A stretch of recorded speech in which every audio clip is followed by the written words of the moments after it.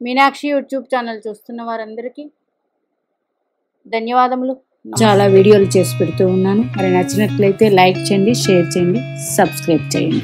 October నెల 1977. జీవితానికి భోగభాగ్యాలు అన్నీ కలిగి ఉండి అనుభవించాలంటే ఏ గ్రహస్థితి ఉండాలి, ఒకవేళ లేనప్పుడు ఏం చెయ్యాలి ఆ వ్యక్తులు? ఈ వీడియో మొత్తం వినండి. విన్నట్లయితే ఒకవేళ మీ జాతకాల్లో లేదు, అప్పుడు ఏం చెయ్యాలి? ఈ వ్యక్తి అక్టోబరు నెల 1977లో జన్మించారు. మీన లగ్నం, లగ్నాధిపతి గురుడు, ఆరుద్ర నక్షత్రంలో ఉన్నారు. గురు రాహువులు అనేది గురు చండాల యోగం. మరి ఇది గురునికి బలం లేదు. మరి ద్వితీయాధిపతి కుజుడు నీచ పొందారు. ఇదే కుజుడు భాగ్యాధిపతి కూడా అయ్యారు. అంటే జాతకాలలో లగ్నాధిపతి కానీ, పంచమాధిపతి కానీ, భాగ్యాధిపతి కానీ ఎప్పుడూ నీచ పొందకూడదు. మరి పంచమ భాగ్యాధిపతులు ఎవరండి? కారకుడు గురుడే. ఒకవేళ లగ్నాధిపతి నీచపడ్డారనుకోండి, కారకుడు రవిగ్రహ బలం ఉంటే ఆ జాతకానికి 100% వెరీ గుడ్. ఒకవేళ లగ్నాధిపతి బాగున్నారనుకోండి, మిగతా పంచమ భాగ్యాధిపతులను కూడా రక్షిస్తారు.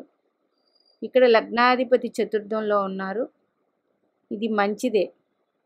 మరి చతుర్థ కారకుడు చంద్రుడు తులారాశిలో స్వాతి నక్షత్రంలో ఉన్నారు, ఇది కూడా రాహు నక్షత్రమే. అంటే రాహుతో కనెక్షను ఈ జాతకానికి ఎక్కువ ఏర్పడింది. అట్లాగే శని భగవానుడు చూస్తూ ఉన్నారు, అట్లాగే కుజుడు చూస్తూ ఉన్నారు చంద్రుణ్ణి. అంటే చతుర్థానికి బలం అనేది తక్కువ. అది ఏ గ్రహం చూస్తుంది? భాగ్యాధిపతి కుజుడు చూస్తూ ఉన్నారు. అట్లాగే వ్యయాధిపతి లాభాధిపతి శని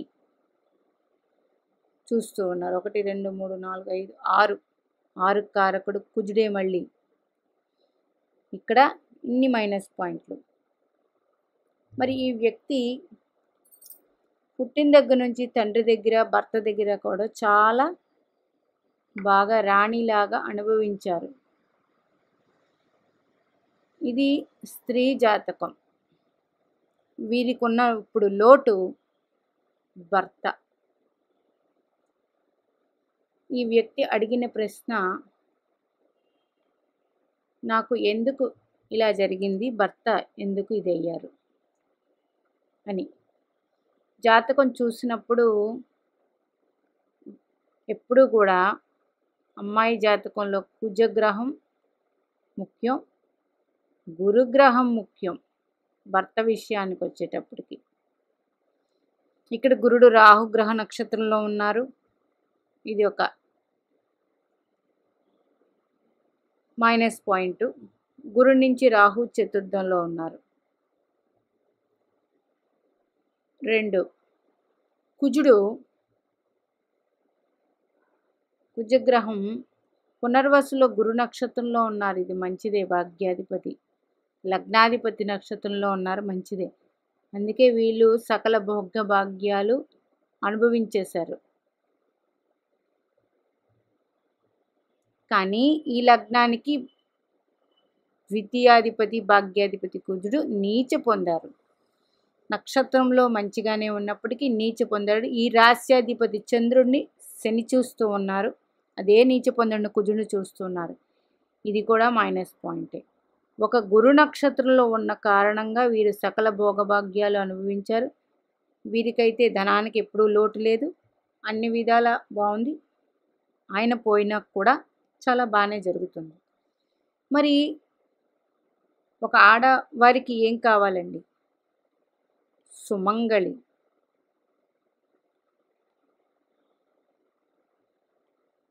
సుమంగళిగా ఉండడం అనేది ఒక వరం. ఇది లోటు. మరి ఇక్కడ సప్తమాధిపతి బుధుడు ఉచ్చ పొందారు. శుక్రుడు తృతీయాధిపతి ఈ లగ్నానికి. అష్టమాధిపతి తృతీయ అష్టమాధిపతి శుక్రుడు సప్తములో స్థితి. అట్లాగే ఈ లగ్నానికి బుధుడు సప్తమాధిపతి సప్తములో ఉన్నాడు. ఈ లగ్నానికి రవి, మీన లగ్నానికి రవి ఎవరండి? షష్టాధిపతి అయ్యాడు. 1 2 3 4 5 6. షష్టాధిపతి ఎప్పుడు సప్తమంలో ఉండకూడదు, గుర్తుపెట్టుకోండి. షష్టాధిపతి 6వ అధిపతి తన ముందుకున్న రాశి అయినప్పటికీ షష్టాధిపతి సప్తమంలో కూడా, అదే షష్టాధిపతి షష్టమంలో ఉన్న, అదే షష్టాధిపతి అష్టమంలో ఉన్న, ఇది విపరీత రాజయోగం ఏర్పడుతుంది. కానీ ఇక్కడ షష్టాధిపతి సప్తమంలో ఉన్నారు. ఇది మంచిది కాదు. షష్టాధిపతితో సప్తమాధిపతి, రాహువు, శుక్రుడు ఇన్ని గ్రహాలు కలిసి ఉన్నాయి. అంటే సప్తమం వీక్ అయ్యింది. అలాగే కుజుడు నీచపడ్డారు భాగ్యాధిపతి. ఇక్కడ భోగభాగ్యాలు అనేటప్పటికి ఎవరికైనా గుర్తుపెట్టుకోండి, మన భోగభాగ్యాలు అనుభవించి ఇదంతా 9th ప్లేసే. భోగభాగ్యాలు అనేటప్పటికీ ధనము, డబ్బు, ఇల్లు, వాకిలి, పేరు, మొత్తం ఇవన్నీ దాన ధర్మాలు, తండ్రి తాలూకా కంఫర్ట్స్ ఇవన్నీ 9th ప్లేస్ నుంచే వచ్చేస్తాయి. కానీ మరిది చివరి దాకా ఉండాలి అబ్బాయికైతే. మరి అమ్మాయికైతే అండి సుమంగళే. అది ఎందుకు లేదనేటప్పటికి ఇప్పుడు విషయానికి వస్తాను.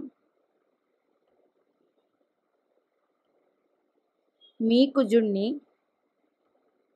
గురుడు చూడాలి, శుభగ్రహం లేదు. 1 2 3 లేదు. ఈ కుజుడు భాగ్యాధిపతి అయ్యారు, లేదు. అట్లాగే కుజుడు నీచ క్షేత్రం. అట్లాగే ఇదే కుజుడిని చూడట్లేదు, భాగ్యాధిపతి చూడట్లేదు, భాగ్యస్థానం. మరి భాగ్యస్థానాన్ని గురుడు చూస్తూ ఉన్నాడా? గురుడు దేవగురు బృహస్పతి ఎవరికైనా ఎలా, ఏ విషయాల్లో ఎలా ఉన్నప్పటికీ దేవగురు బృహస్పతి భాగ్యాధిపతితో సంబంధం ఉన్నట్లయితే ఆ జాతకం 100% మంచిది. మరి ఇక్కడ భాగ్యస్థానంలో గ్రహాలు లేవు, భాగ్యస్థానాన్ని గ్రహాలు చూడట్లేదు. అది పాపగ్రహము లేదు, శుభగ్రహము లేదు. ఇది ఇక్కడ ఇంత పెద్ద మైనస్ పాయింట్. ఏ జాతకానైనా భాగ్యస్థానంలో ఏదో ఒక పాపగ్రహం అన్నా ఉండాలి, లేదు శుభగ్రహాలన్న స్థితి ఉండాలి, లేదు శుభగ్రహ వీక్షణ అయినా ఉండాలి, లేదు వాళ్ళు వీళ్ళు కలిసైనా ఉండాలి, లేదు వాళ్ళు వీళ్ళు చూస్తూనైనా ఉండాలి. ఉన్నట్లయితే ఆ జాతకం 100% మంచిది. మరి ఈ వ్యక్తి స్వాతి నక్షత్రంలో పుట్టారు, ఆర్ద్ర నక్షత్రం. అంటే ప్రజెంటు దశ ఈ వ్యక్తికి బుధ మహాదశ. బుధ మహాదశ బాధకాధిపతి దశ. ఇది చతుర్థ సప్తమాధిపతి దశ.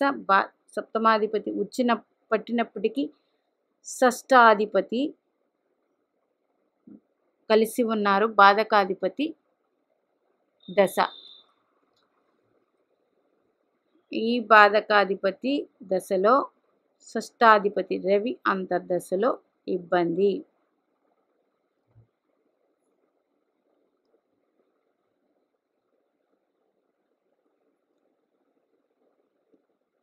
ఈ బుధుడు ఎవరి నక్షత్రంలో ఉన్నారండి?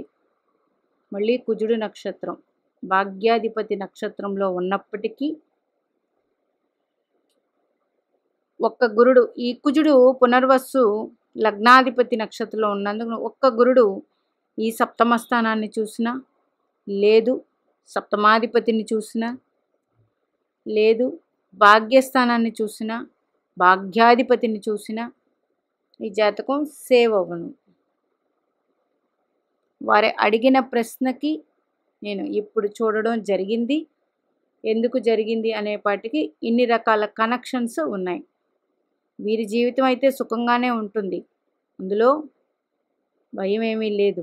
కానీ చాలామంది భోగభాగ్యాలు అంటే, చాలామంది నేను చూశాను, భోగభాగ్యాలు అంటే ఒక ధనమే అనుకుంటారు మనం అనుభవించేది. భోగభాగ్యాలు అంటే తల్లిదండ్రుల దగ్గర నుంచి మనము అక్కడ ధనము తెచ్చుకుంటేనే భోగభాగ్యాలు. తల్లిదండ్రుల ప్రేమ, తల్లిదండ్రులు చివరి వరకు, అత్తమామలు చివరి వరకు మనతో ఉండడం, అట్లాగే ఆ వ్యక్తి సుమంగళిగా ఉండడం. మగవారికైతే అన్నీ టైంకి టక అంటే ఎప్పుడు ఏది కావాలో జరిగిపోవడం మగవాళ్ళకి, అట్లా ఉండడం, వాళ్ళ మాట చలామణి అవ్వడం బయట ప్రపంచంలో. అట్లాగే దేవునితో ఎక్కువ కనెక్షన్ ఉండడం, అట్లాగే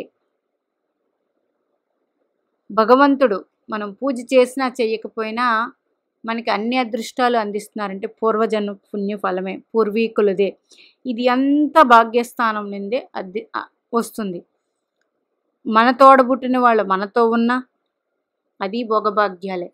మన తోడబుట్టిన వాళ్ళు మనతో లేరు, అది భాగ్యమే లేదు. అట్లాగే భర్త విషయంలో ఇట్లా జరిగితే భాగ్యం అనేది తక్కువ. మరి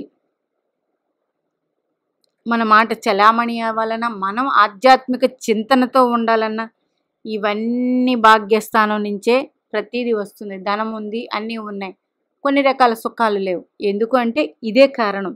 భాగ్యస్థానంలో పాపగ్రహాలు ఉన్నా కొంచెం ఇబ్బంది అనేది 100% ఉంటుంది. ముఖ్యంగా రాహువు కేతువు. తర్వాత భాగ్యస్థానాన్ని ఏ గ్రహాలు చూడకపోయినా, భాగ్యస్థానంలో కనీసం గ్రహాలు లేకపోయినా ఇటువంటి ఇబ్బంది అనేది 100%. మరి ఏం చెయ్యాలండి లేనప్పుడు ఏం చెయ్యాలి? గురు ఆరాధన.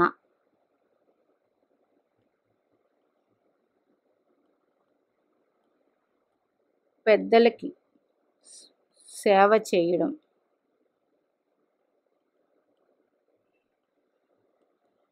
అలాగే ఆలయాలకి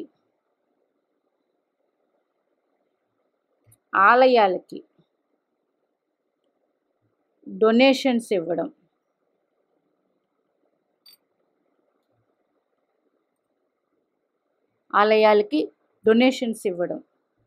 అట్లాగే ఆలయాలకి సందర్శించడం, అలాగే పూజారులకి లేదా వేద పండితులకి,